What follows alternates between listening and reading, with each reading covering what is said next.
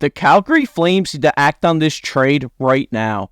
Also coming up in this video, the Flames are in a bit of a sticky situation. I'll discuss this and much more coming up on this episode of Hat Trick HQ.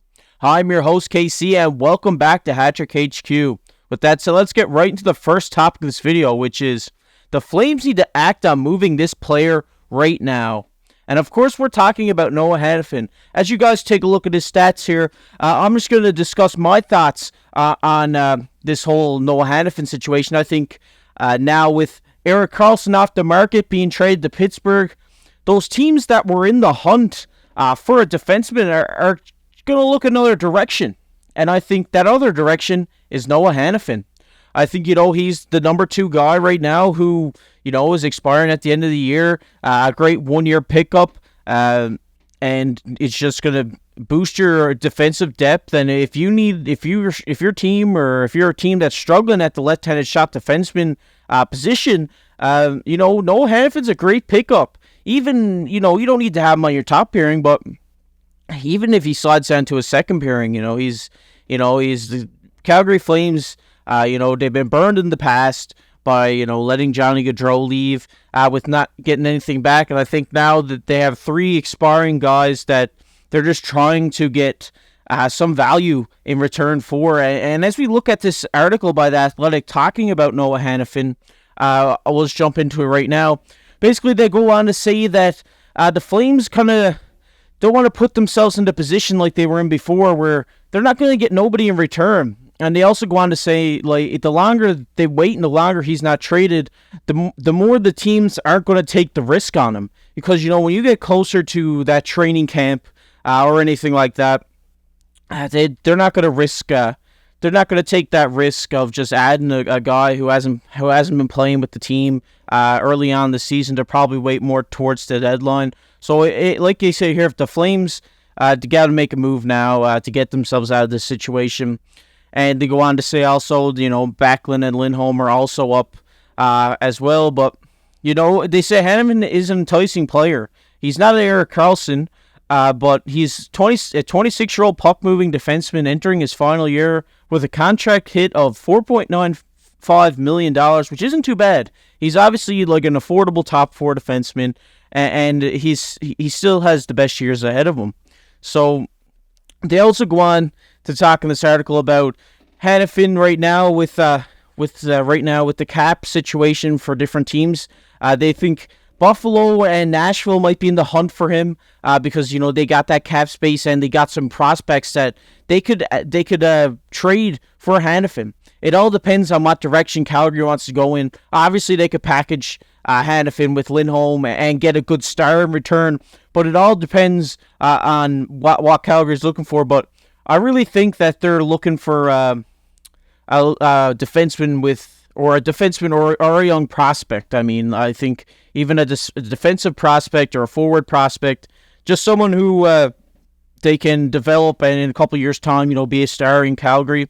And they also go on to say teams like Seattle, Carolina, and Toronto are probably going to be in the hunt for him now because they were after Erik Karlsson, but those teams are in a bit more of a pickle than Buffalo or Nashville may be because they're really cap strength right now, so they really have to move some contracts to Calgary to get Hanifin back in return. But they also go on in this article to say what about the teams we didn't think of, like the Detroit Red Wings? They have over $7 million in cap space.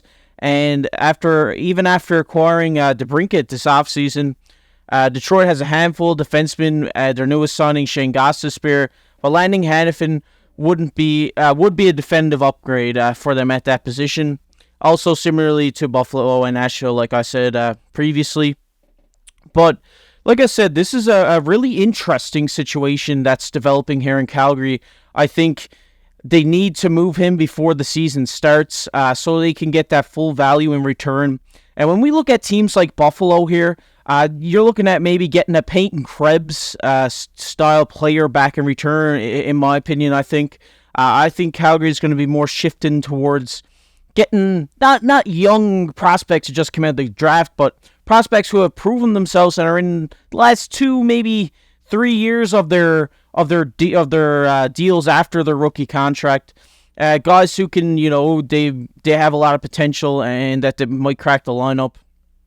And I think out of all these teams that were mentioned here, I think Hanifin's best fit would be on Detroit. I think, they have the cap space for him. They can, obviously take that $4.95 million contract with ease. And if he plays good there, they can extend him with that cap space. The thing is, who are you going to give up for him in Detroit? It's hard to say because Calgary right now, everything's kind of up in the air for them.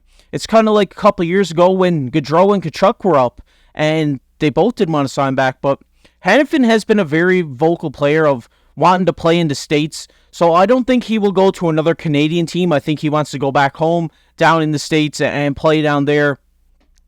But I'd like to hear your guys' thoughts. Like, where would you like to see Hanifin end up? Obviously, you'd want him on your team. He's like great puck-moving defenseman. I think he's a great add to any team. Even to throw him in the top 4 there on Detroit and Buffalo or Nashville even. I think if you add a guy like Hanifin there on the back end, it's just only going to pump your potential up even more. And, he might come to some of these teams like Detroit who, have had a rough go these last couple of years. Buffalo as well has had a rough couple of years. Same with Nashville. I think if you add a defenseman like Noah Hanifin, who's great at passing the puck, it's only going to make your team better. And, that a pickup like that, even... it's a guy that it's not an Erik Karlsson, but they might boost the team, up the rankings, and maybe they might be in a spot for a playoff push. You never know what's going to happen here, but obviously, like I said, Hanifin needs to get out of Calgary if they want anything in return from him. I don't think the organization wants to get burned like they have in the past, because right now Hanifin is their best prospect to move, or for out of these three guys who were mentioned, Backlund and Lindholm, all going out on expiring contracts this year. But we're talking about those guys. We're going to get right into our third topic of this video, which is the Flames need to come to a final verdict. And yes, you might be wondering, what does that mean? And what that means is Craig Conroy and the Calgary Flames need to determine, are they going to sell and just go full rebuild, or are they going to buy? When you got some of your top 3 talents, probably the top 5 talents here on the Calgary Flames, in Lindholm, Backlund, and Hanifin, that's 3 guys you're losing on your rotation. And obviously you have Huberdeau there, and they bought him in for last year for Tkachuk, sorry. But they need to make that decision like right now, because when the deadline comes around, I guess they could wait and they could say, hey, we're not in a playoff spot. Let's just move these guys and get prospects, picks, whatever it may be back in return. But if you're a Calgary Flames fan, I want to know, do you want to take that risk of, hey, let's go through half the season with these guys, and then if we're not doing good, let's just move them at the deadline? Because personally, if it was my team, I'd like to see them go now and get them into a full rebuild. They really need to make a decision. They really need to say, hey, I appreciate what you've done for this organization, for this team, but we got to do what's the best for us, and we just got to start from the beginning. Calgary had those years where they were contenders. Unfortunately, they couldn't pull it out. But, it's hard to say, when you lose 2 guys like Johnny Gaudreau and Matthew Tkachuk, and you try to fill them back in with Huberdeau and all these guys, it's hard because it's not the same style of hockey. Huberdeau brings a different aspect of the game than Matthew Tkachuk does, and Lindholm brings different, than Johnny Gaudreau, and so on and so forth. But I'd like to hear the Flames fans down in the comments. I'd like to know what you think they should do here. If it was me personally, I'm a Montreal fan.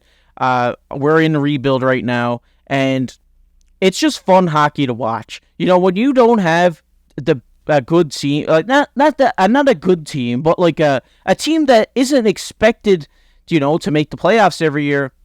When they start winning games and they got these young guys and you're just watching them out there every night develop and become great players in this league, it's just fun hockey to watch, even if they're losing, because you got those prospects that you're just watching night in, night out. It's just exciting hockey, and I think that's what's going to have to happen in Calgary. Because if even this year, if like, at the trade deadline, like I said, if they got to move these guys and they can't get what they're worth back in return, it's just going to suck. I think Hanifin needs to move now, and then they just need to play the season out and see what's going to happen. But like I said, I like to hear what you guys think down in the comments below. Obviously, this is a tough situation for any team to be in.